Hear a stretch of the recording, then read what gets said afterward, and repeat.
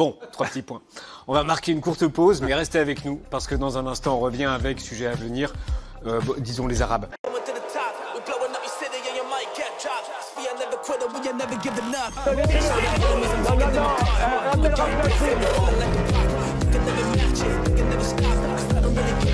Vous fumez, monsieur? Le football, il a changé. Oui, peut-être. Ouais, c'est Mousse, bienvenue aujourd'hui pour une nouvelle vidéo et j'espère que tout le monde va bien. Messieurs, dames, aujourd'hui on va parler de Quotidien qui troll Pascal Praud et Cyril Hanouna avec ChatGPT. On va parler du lanceur d'alerte Aquababe qui est visé par des plaintes pour escroquerie. On va parler de Cyril Hanouna qui humilie une nouvelle fois une chroniqueuse sur Europe 1. On va parler de Dylan Thierry qui ne participera pas finalement au Salon du Ramadan et de bien d'autres sujets encore. Avant de partir pour cette nouvelle vidéo, c'est le moment de soutenir la chaîne et moi-même en mettant votre plus gros pouce bleu, votre meilleur commentaire. N'oubliez pas de vous abonner et d'activer la cloche pour ne pas rater les prochaines vidéos. On fait de même sur la chaîne principale, la chaîne Mousse. Vendredi, je vous sortirai la deuxième partie sur Francis Lalanne. Ça devait être hier, mais j'ai eu des petits problèmes techniques. On me rejoint sur Instagram, sur TikTok, sur Twitch pour pas rater les lives du dimanche soir à 21h30. J'ai la voix qui... Et maintenant que tout ça est fait, on va chercher à boire, à manger, on se met à l'aise. Et moi, je m'occupe du reste. Avant de partir pour les différents sujets, vous avez été quelques-uns à me demander pourquoi je ne parlais pas de la petite Louise. En fait, je vais être très franc avec vous. Je suis absolument pas à l'aise avec le sujet.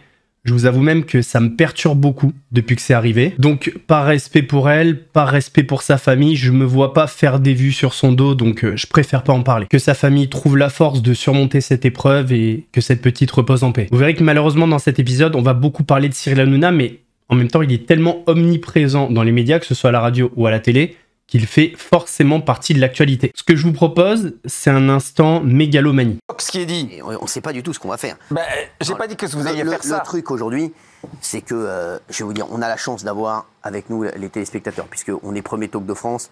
Et aujourd'hui, j'ai la chance, en tout cas grâce à vous également, voilà, d'être peut-être l'émission la plus successful du PAF, et également en radio, puisque la radio, voilà, Europe 1, les chiffres d'Europe 1, voilà, explosent, hein, voilà, et c'est un truc de fou qui se passe sur Europe 1. Donc j'ai la chance, et merci à vous d'ailleurs, puisque, comme je le dis à chaque fois, les seuls patrons, les seuls décideurs, et les seuls qui font qu'aujourd'hui on a des propositions, c'est le public. Si le public n'était pas là, sachez qu'on n'aurait eu aucune proposition, et qu'on saurait déjà ce qu'on fait. On serait resté chez nous et je vous aurais invité à la maison avec grand plaisir. Voilà. Mais c'est vrai qu'aujourd'hui, le public, c'est le public qui fait. Exactement. Oui, c'est le public vrai. qui fait que aujourd'hui, on a autant de propositions. Mais c'est le public aussi qui fait que c'est une décision complètement ubuesque, hein, voilà, de supprimer une chaîne qui est la première chaîne de la TNT, qui est le premier talk de France, et là même hors TNT.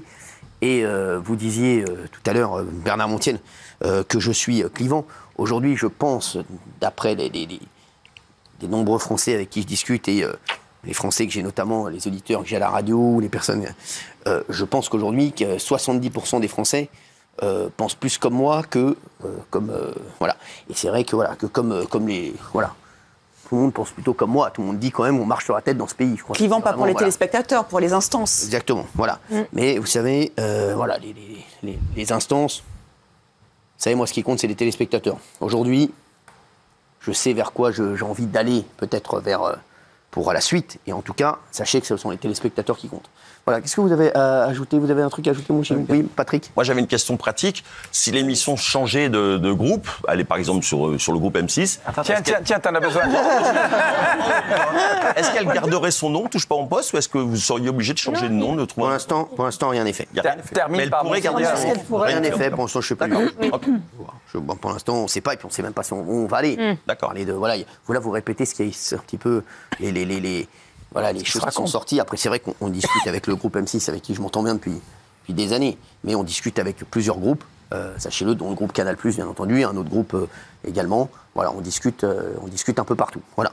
Donc, on ne sait pas pour l'instant. Mais c'est vrai que même moi, je vous dis, même moi, je ne sais pas encore ce que je veux faire. Voilà. Alors, le 70% des Français pensent comme moi. On sait pas du tout d'où ça sort. Le seul truc qu'on sait, et c'est factuel, ça date un petit peu, c'était en 2016, mais 70% des Français le trouvaient agaçant.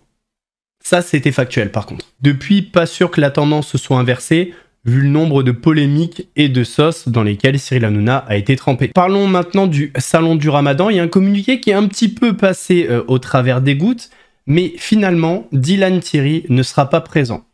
Juste entre elles organise des événements réunissant marques, influenceurs, nanana.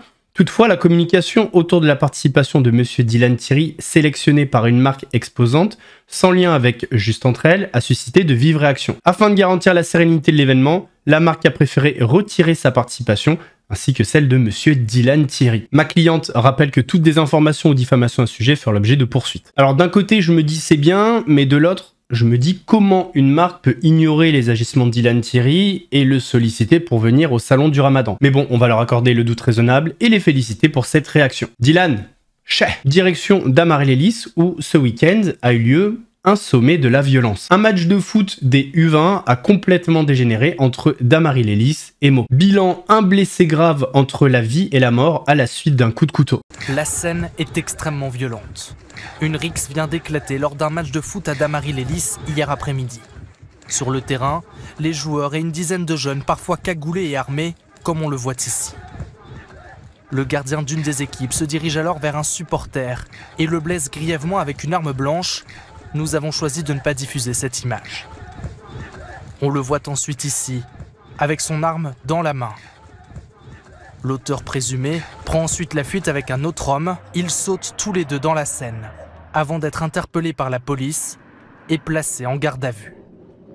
Pendant ce temps, la victime, qui fêtait hier ses 18 ans, est évacuée vers un hôpital parisien. Son pronostic vital est engagé. Selon le président du FC d'Amary, il n'avait jamais fait parler de lui jusqu'ici. On le connaît, c'est un gamin qui a fait ses premières gammes chez nous, un très bon joueur, très gentil, bien éduqué et qui ne nous a jamais posé problème sur le terrain. On a une maman qui souhaite qu'une seule chose, c'est que son fils s'en sorte. Au total, 8 personnes ont été blessées. Dans les vestiaires, la porte est défoncée, trace des luttes lors de la rixe. L'élu au sport de la commune est encore sidéré.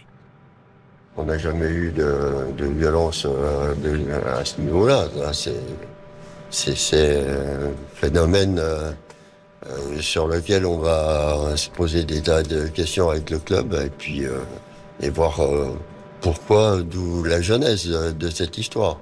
Le président de la Fédération française de football condamne cette violence et en appelle directement aux autorités. Nous ne laisserons pas le football pris en otage par ce type d'individus. Nous devons, avec les pouvoirs publics, là aussi, veiller à ce, comme ça se passe dans le monde du football professionnel, avoir des interdictions administratives de stade pour que ces individus, à chaque fois qu'on peut les identifier, puissent être interdits de venir sur des stades de football.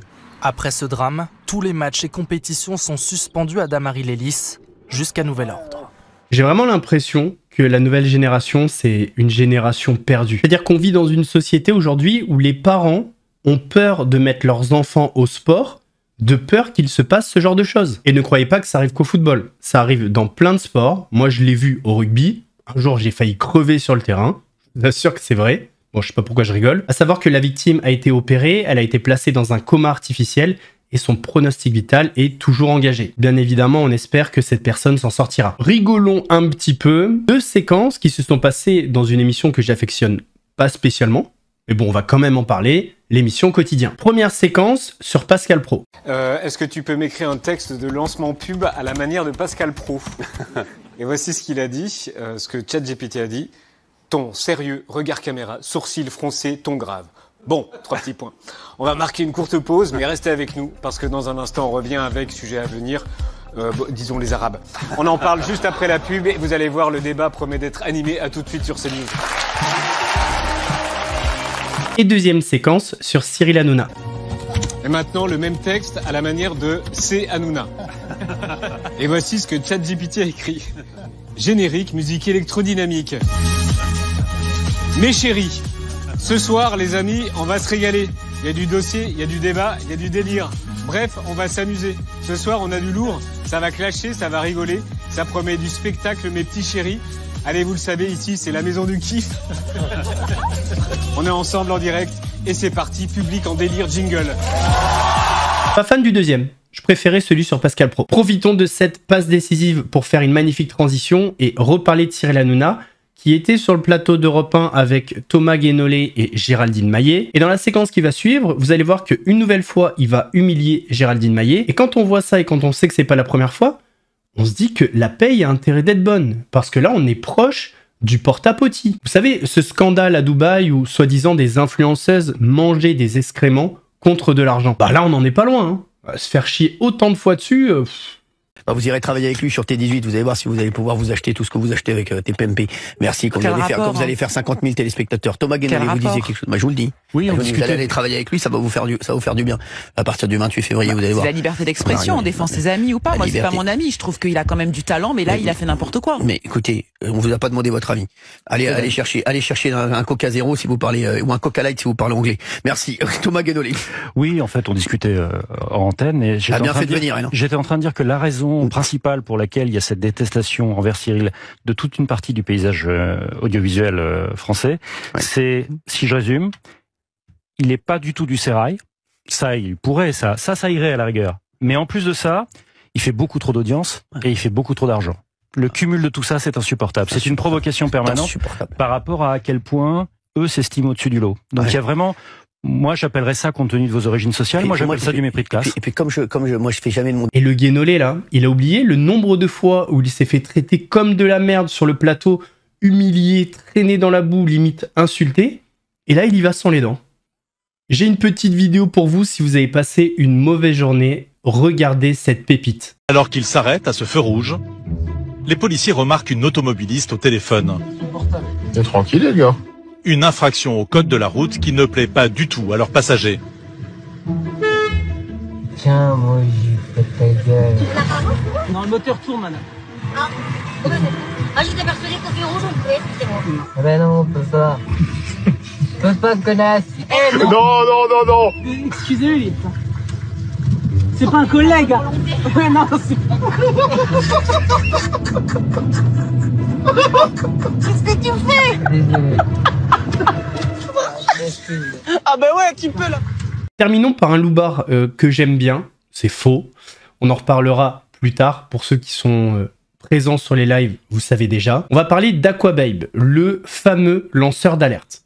Lanceur d'alerte, entre guillemets. Alors, il faut savoir que le lanceur d'alerte, le blogueur Aquababe, fait l'objet de plusieurs plaintes pour escroquerie. Voici le communiqué de presse du collectif AVI. Le collectif AVI, accompagné de maître Raphaël Molina du cabinet 1, soutient plusieurs victimes dans le cadre de plaintes pour escroquerie qui seront déposées auprès du procureur de la République de Paris contre Anis Zitouni, alias Aquababe. Ce blogueur influenceur spécialisé dans les révélations et potins sur les personnalités, notamment issues de la télé-réalité, est suivi par 1 million d'abonnés sur Instagram et 90 000 sur TikTok. Il utilise sa notoriété pour promouvoir des marques et des services contre rémunération. Les plaignants reprochent à Aquababe de ne pas avoir respecté ses engagements malgré les paiements effectués. Ils dénoncent des manipulations systématiques, un silence persistant face à leurs demandes de remboursement, ainsi que des intimidations. Une proposition de règlement à l'amiable a été adressée au blogueur, mais celui-ci n'y a pas donné suite. La large audience et la forte visibilité médiatique d'Aquababe amplifient le risque de récidive et d'apparition de nouvelles victimes. C'est pourquoi le collectif AVI demande une intervention rapide de la justice afin de protéger les annonceurs et les audiences,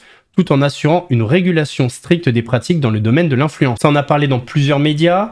Sur BFM, manipulation, intimidation, le blogueur Aquababe accusé d'escroquerie par d'anciens clients. Donc, le blogueur, sur ses réseaux, propose à des marques d'exposer leur publicité sur son site ou sur ses réseaux, que ce soit pour promouvoir ton produit ou ton service. Je suis là pour t'aider à toucher un public engagé et passionné. Sur mon site et mes réseaux, tu as l'opportunité de t'afficher auprès d'une audience dynamique et moderne. Ensemble, on peut créer une collaboration qui déchire. Parmi ses clients, L'Oréal, Mixa ou encore Nocibé, mais aussi des PME et TPE. Le problème, c'est que certaines de ces petites entreprises assurent ne jamais avoir vu leur marque mise en avant par Aquababe, malgré le paiement de cette prestation. Au total, la procédure regroupe 4 plaintes. Une victime aurait déboursé 500 €.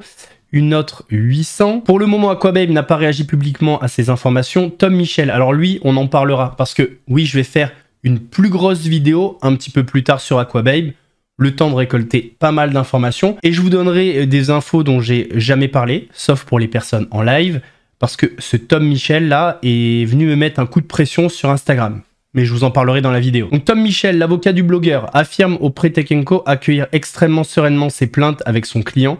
Il souligne que les faits dénoncés sont isolés et anecdotiques, comparés aux milliers de partenariats qui se sont bien passés pour le blogueur. Donc voilà, je vous le dis, il y aura une grosse vidéo sur Aquababe, sur ça, et sur plein d'autres trucs. Messieurs, dames, on arrive à la fin de cette vidéo, j'espère qu'elle vous a plu. Si c'est le cas, votre plus gros pouce bleu, votre meilleur commentaire, n'oubliez pas de s'abonner et d'activer la cloche pour pas rater les prochaines vidéos. On fait de même sur la chaîne principale, la chaîne Mousse, où vendredi je vous sors la deuxième partie sur Francis Lalanne. On me rejoint sur Instagram, sur TikTok, sur Twitch pour pas rater les lives du dimanche soir à 21h30. Nous, on se donne rendez-vous demain pour une nouvelle vidéo actu. En attendant, prenez soin de vous.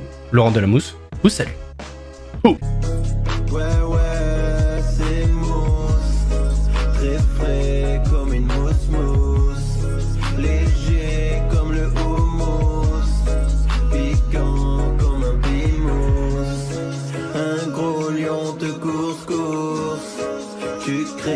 T'as la fausse j'arrive à la rescousse.